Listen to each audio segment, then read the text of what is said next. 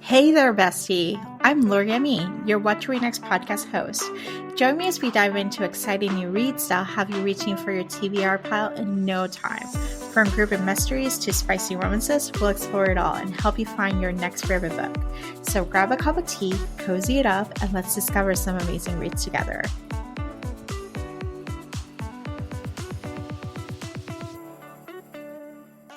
Hi, Leslie. Welcome to What to Read Next podcast.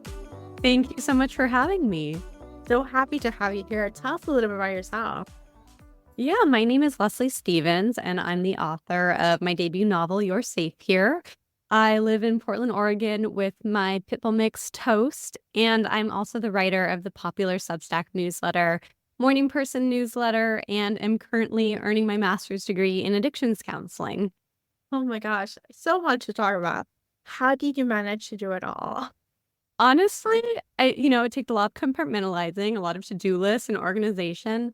Yeah. But I will say the things that I do, they overlap so much. You wouldn't think that counseling and writing a novel and writing about my life necessarily do, but one sort of fuels the other. So I feel like I always have this engine going that keeps me excited to be busy almost constantly, but it's a good busy.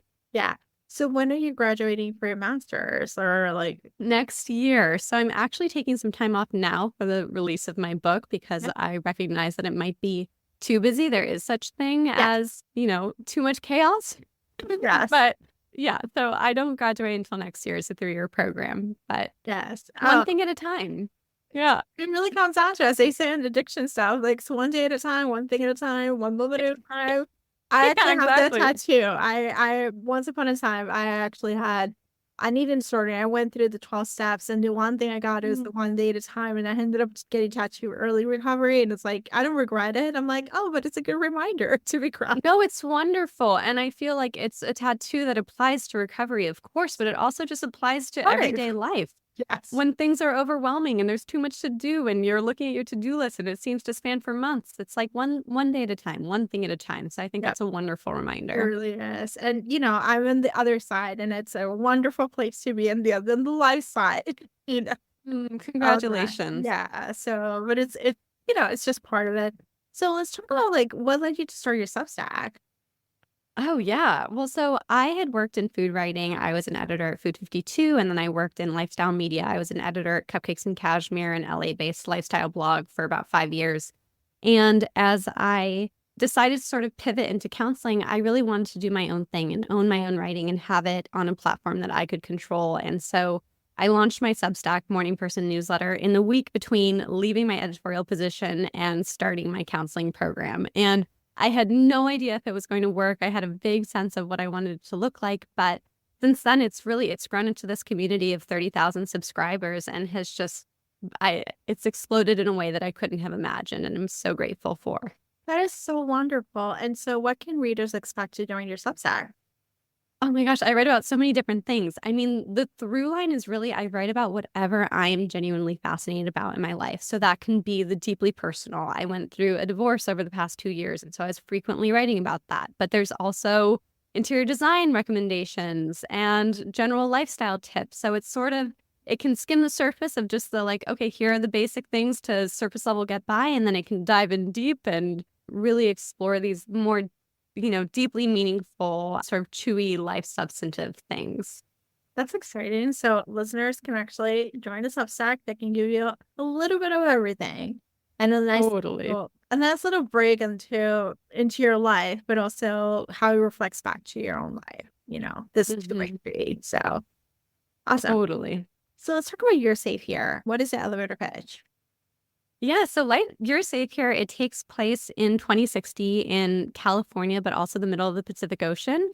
It's told from the perspective of 3 women, and it really centers on this founder. Her name is Emmett, and she is the founder of this huge technology company that's just launched their latest product, which is this floating pod in the middle of the Pacific Ocean. And this woman, Maggie, is on the pod. So you sort of hear from Emmett's perspective and get some flashbacks into why she created this. Then you see Maggie on the pod and understand why she would want to do that and why anybody would want to go out into this pod that was very much inspired by my work in sort of the LA lifestyle space where there's this obsession with optimization and routines. And so I thought, okay, let's put someone in the middle of the Pacific Ocean, just like optimizing themselves and working on themselves. And what does that look like in this completely isolated environment? And then meanwhile, Maggie's partner, Noah, works for the company, which is called Wellcore. And so she's sort of back in California running the show and working with the engineers back on land as, things kind of start to go awry as Maggie is out at sea. So it's a fascinating exploration, I think, into where wellness is headed, where social media is headed, and topics that I am incredibly passionate about. Yeah, and that's the book. Yeah, as someone who was heavily involved in the wellness space in the 2010s to 2019 in New York City, it's similar, but still, I think New York is hyperactive and it's neurotic. There's expectation of like optimizing your time, optimizing your space, do. What are you creating? What are you putting together? How you're optimizing not just your wellness, but your abundance, your space, like how you can live a long life and look beautiful. It's exhausting. I ended up leaving New York. It's one of the I did too. I lived in New York for 2 years in my early 20s, and I got out of there as soon as I could because I loved the city. I loved everything about it. It was just such an incredible space to be, but it was toxic for me because this pace of life and this constant optimization and this pressure on output, it was something that I got so immersed in and almost like taken over by, where I was working, 5 a.m. to 11 p.m. and felt like this is normal, this is great. And then started to recognize like, oh, I am unraveling. I need to get out of this city. it is an interesting dynamic because I actually found the reason why I stayed in the city, my plan was to be there for 2 years. And then I had an eating disorder, like on like diagnosed, but like I just didn't want to treat it until I was ready to treat it. And then I found this like amazing community of recovery in New York, like this like place of like flourishing and place of like, you have enough resources, you can actually get enough support system. And so I got attached to it. And then I was like, well, wellness is like the next step to deal with the emotions and deal with your inner work and deal with all these different modalities. And so I invested so much time and energy. And it was interesting because the girlies at the time, they called themselves the wellness mafia. And they don't take into account the mafia might not be the right connotation, but that's how they approached it. And so it was like this dynamic of like, am I heal or am I unhealed trauma walking around trying to fix others because that's what we can do, you know? To- yeah, and it's so interesting because wellness, like, of course, true, genuine wellness and self-care, which is this term that I'm fascinated by because I think that it gets distorted so easily in the media. It's like self-care becomes this thing that's marketed. It's like, oh, it's skincare and it's eating, almond butter and whatever, taking a bubble bath. When genuine self-care is not something that's marketable. It's just listening to yourself and attuning to yourself. And it's not something that somebody else's morning routine can tell you anything about. And so, it's this, you get stuck in this, like this paradox and this double-edged sword of wellness where on the one hand, it can be beautiful and it can lead to an interesting community and it can be part of a healing process. And on the other side, it can become toxic. Yeah.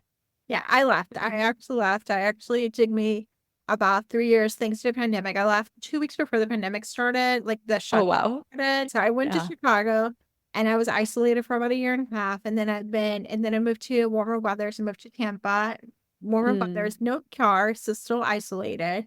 And I did this whole internal healing, like the actual healing that needed to happen that wouldn't have happened if I was in that space. And now I'm emerging and it's a very like lifestyle changes, as they call it. It's not really lifestyle changes, it's just like different choices of things I get to choose now that I wouldn't have if I was still immersed in this constant optimization, constant new technique, new modality, new way of doing. It's like it's actually learning how to connect with yourself and learn how to listen to yourself. Completely. And one of the things that I heard you say is that you're choosing what you're doing for Yeah. yourself. And that is so, I think that that is so key to it. It's listening to yourself and connecting to yourself, as you were just saying. And, it's so interesting. And I wrote this book primarily when I still lived in Los Angeles, and I was Yeah. just fascinated by the wellness community. And I was like, where is this headed? So I just started Yeah. writing this book set 40 years in the future. Yeah. And one of the things that I want to explore is we're constantly given these prescriptions of what wellness is. It's like, here's what you should eat, here's how you should exercise, here's how much you should sleep, here's what you should be reading, doing, thinking, everything. And so I was really wanted to explore if you follow that track all the way, where does it lead you? And who is behind this, and what is the motivation behind creating this? Yeah. Yeah. And I think it's fascinating. So what was it like to write 40 years from now? Like it's a near future because it's not fully dystopian. Hmm. Not fully post-apocalyptic, but it's still like closing off that, our kids can read this book. They can be like, hey, it's just like Back to the Future. Um, Totally. Yeah. So I did a lot of research while I was writing You're Safe Here. I read a lot of research from very, very smart people like David Wallace Wells, who writes a lot about sort of climate change and where we're headed. And I based a lot of my research on his work and also the sixth extinction. I'm forgetting what the author's name is, but she's also a fabulous journalist who writes really about like where we're headed. And so much of the research that I did was around climate change because there are these, we can sort of imagine what the world will look like, especially in California. I was really, oh my gosh, it's terrifying. There's, I could go down a rabbit hole, but I'm like, there's not going to be water very soon. But, I sort of had this basis of this foundation of this work that these incredible journalists have done.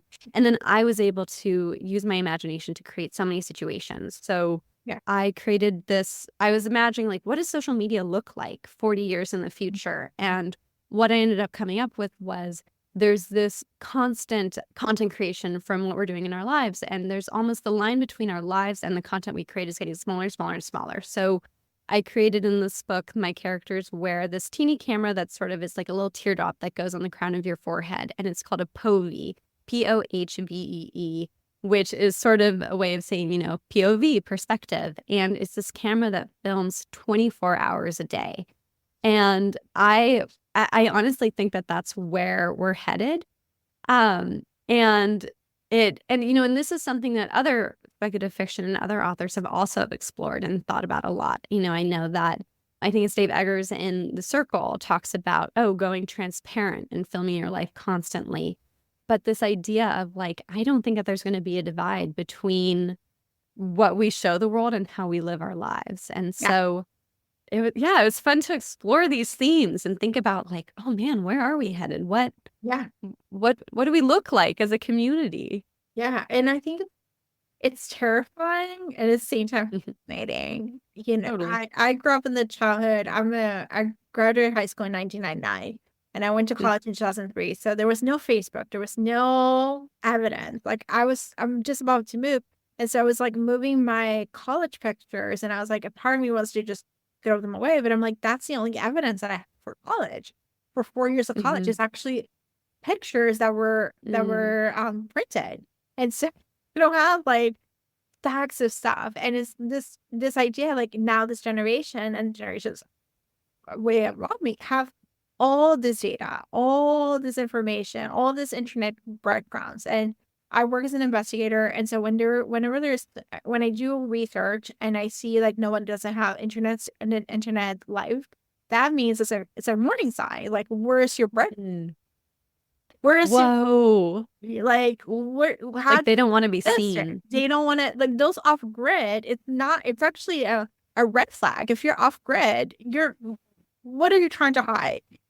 Mm. Well, yeah, it's so interesting and it's become so normalized now. And I graduated college like right on the edge of Facebook. And so Yeah. I think that I got Facebook my sophomore or my junior year of college. So I went through high school and part of college without it. And then it just absolutely exploded. And, so much of my career has now been based in social media. And a lot of what I'm studying is social media addiction Yeah. because I'm fascinated by it. But one of the things that I was exploring in my book is that one of my characters actually is lamenting because there's so much sort of embedded technology in the book where people have these sort of bio trackers that are embedded into their wrist. And there's something called a lens where they can sort of see a screen almost as if a contact lens through their eyes. And this character is talking about, oh, I miss the days when you could leave a smartphone in another room, that you weren't always constantly attached to it. Yeah. Which I think we'll be saying in not too long. I don't even think it'll take 40 years. I don't think so. I think it's going to be like the way technology is moving forward is just, it's going at a rapid speed. There's going to be a lost generation of older millennials and Gen Xers and boomers and no breadcrumbs, and then this new generation have them fully supercharged and Murr's in charge. And there's conversations about safety and like basic needs and like what do you want to share, and do you want to see your mistakes actually live stream? Totally. Yeah. And it's interesting. I think the answer that I've created to that in my own life, because I write so much about my life and I write so vulnerably about it, and I really share, is that I'm just trying to own and share my mistakes as I'm stumbling through this thing. Because I'm like, there's this entire culture on the internet of projecting this perfection. And I just want to be upfront and say, I'm not perfect. I don't know what the hell perfect is. Like, I'm just trying my best here and I'm figuring it out. And I promise to tell you as I go along what I'm learning from trial and error constantly. Yeah. And I think that's what we're missing. We're missing that idea. Vulnerability, not for the sake of vulnerability, but vulnerability for the sake of we're growing, we're learning, we're figuring out, we're trying to make mistakes. We're going to be flake out. We're going to come back. We're going to do this. And it's connection. Again, it's connection within yourself. It's connection with that inner voice or intuition or however you want to call it, that has the best case scenario for you. Whatever that's going to look like at that moment. It may change the next moment, but at least if you build that connection within yourself and maybe share with others, it's actually like the gift that you can get. It's imperfect. It takes a lot of self-compassion to mess up over and over and over, and to still accept that and just say, okay, this is being human. Like, I don't know.